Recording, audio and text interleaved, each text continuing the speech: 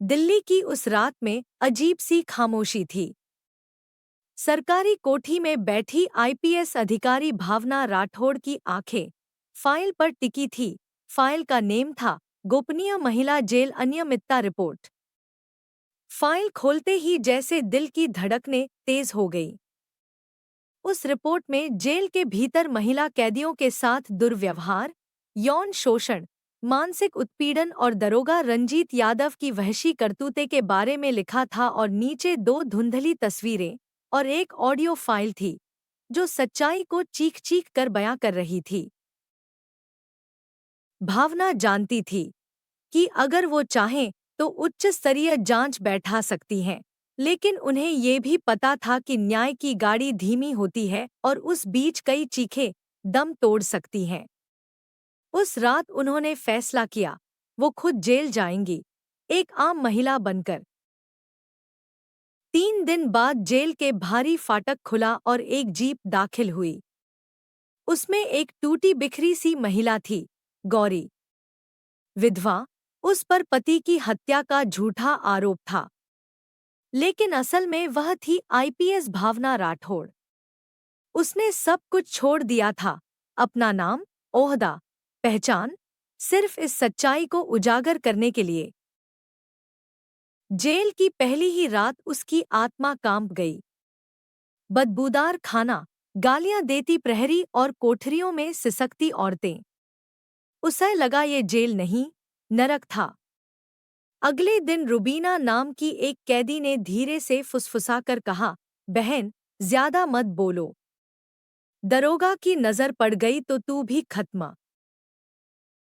भावना समझ गई, यह एक सुनियोजित नरसंहार है और वो अब बीच मैदान में है। उन्होंने अपनी कोठरी में छिपे कैमरे को एक्टिव किया और हर हरकत रिकॉर्ड करने लगी। तीसरी रात दरोगा रंजीत आया। उसकी आंखों में वासना थी और चेहरा सत्ता के दम से भरा।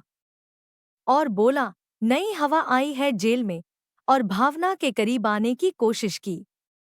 भावना ने सिर झुका लिया, जैसे डरी हुई हो, लेकिन अंदर उसका कैमरा सब रिकॉर्ड कर रहा था। चौथी रात उसकी कोठरी का दरवाजा फिर खुला। 114 बाहर चलो, साहब ने बुलाया है। भावना को उस हिस्से में ले जाया गया जिसे सादा बैरक कहा जाता था, जहां आम कैदियों को जाने की इजाजत नहीं थी। दरोगा ने कहा, अब तेरा नाम वही होगा जो मैं दूं। तू मेरी होगी। लेकिन इससे पहले कि वो हाथ बढ़ाता, भावना ने कमर में छिपे बटन को दबा दिया। सिग्नल गाड़ी में बैठे सतीश को मिल चुका था, जो उसका ड्राइवर नहीं बल्कि उसकी आंखें और सुरक्षा कवच था। कुछ ही मिनटों में पुलिस कमिश्नर, महिला आयोग की सदस्य और पत्रकारों का दल जेल में दाखिल हो चुका था। उसी समय भावना ने अपनी असली पहचान जाहिर की, अपना नेम बताया और कहा, आपकी हर करतूत लाइव चल रही है, रंजीत यादव। रंजीत की आंखें फटी की फटी रह गईं। जैसे ही भागने की कोशिश की, पुलिस ने उसे गिरफ्तार कर लिया। जेल में छानबीन शुरू हुई। एक सीक्रेट डायरी मिली, जिसमें दर्ज था, मास्टर के आदेश पर भावना को तोड़ने का प्रयास। यह मास्टर था विधायक राघव त्रिपाठी, एक रसूखदार नेता, जो इस पूरे शोषण तंत्र का सूत्रधार था। अब भावना जान चुकी थी कि असली लड़ाई अभी बाकी है। एक रात उसे एक कॉल आया, मैं शबन बोल रही हूँ। राघव त्रिपाठी के फार्म हाउस में लड़कियों की नीलामी होती है। मेरी जान खतरे में है, लेकिन मैं सच्चाई बताऊंगी। भावना ने बिना देर किए ऑपरेशन काली रात की योजना बनाई। अगली रात जब वो अपनी टीम के साथ फार्म हाउस की ओर बढ़ रही थी, तभी एक ट्रक उनकी गाड़ी से टकरा गया। ड्राइवर सतीश की मौके पर मौत हो गई और भावना गंभीर रूप से घायल हुई।